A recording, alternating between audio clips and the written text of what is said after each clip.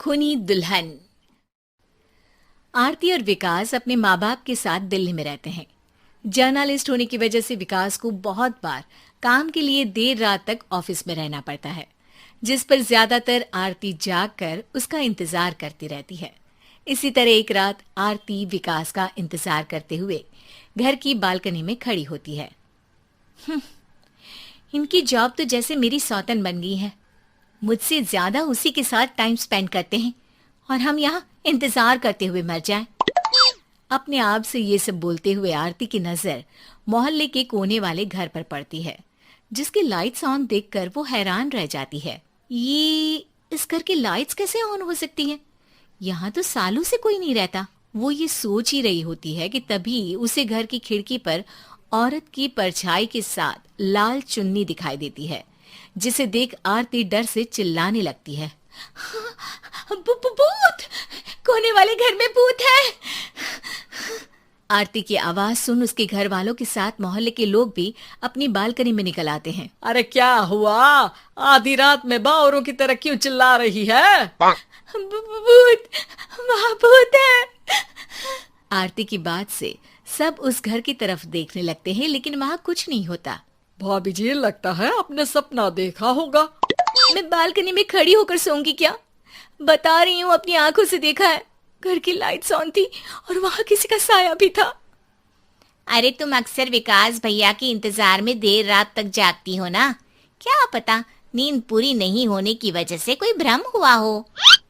मोहल्ले के सब लोग और आरती के सास ससुर उसे समझा ही रहे होते हैं कि अचानक उसी घर से किसी औरत के गाने की आवाज सुनाई देती है। आजा ओ मेरे प्रियतम, आजा।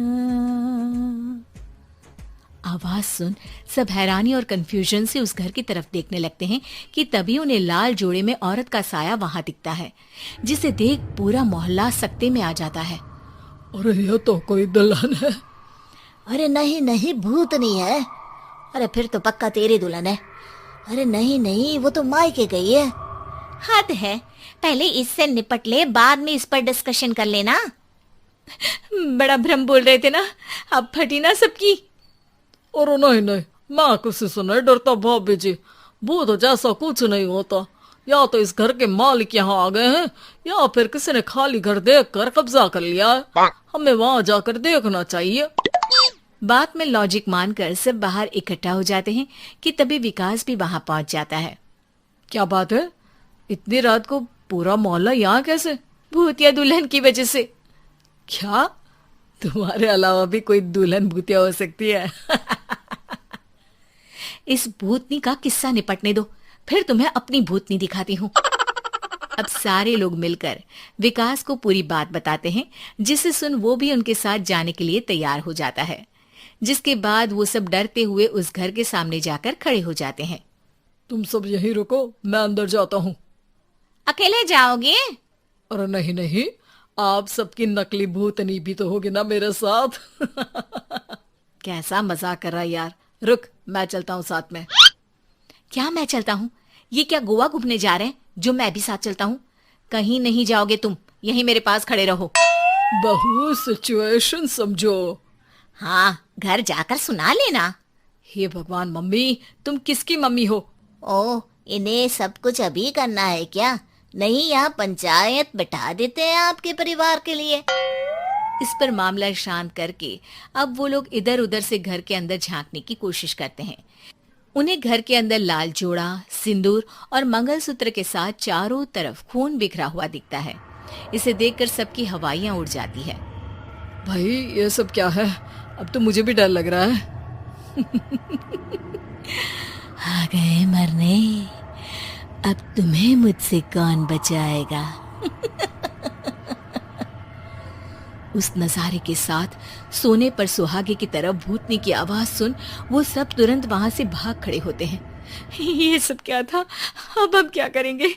हमारे मोहल्ले में भूतनी आ गई जो सबको मारना चाहती है। ओ भाभी जी, मैं फिर बोल रहा हूँ, भूतनी जैसा कुछ नहीं होता।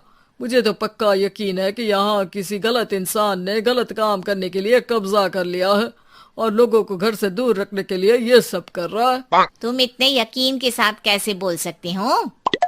फिल्मों में ऐसे ही तो दिखाते हैं। हे भगवान, ये फिल्म नहीं, ये रियल लाइफ है। हमें शांति से कुछ सोचना चाहिए। सब हमारे घर चलो। सब आरती के घर में इकट्ठा हो जाते हैं।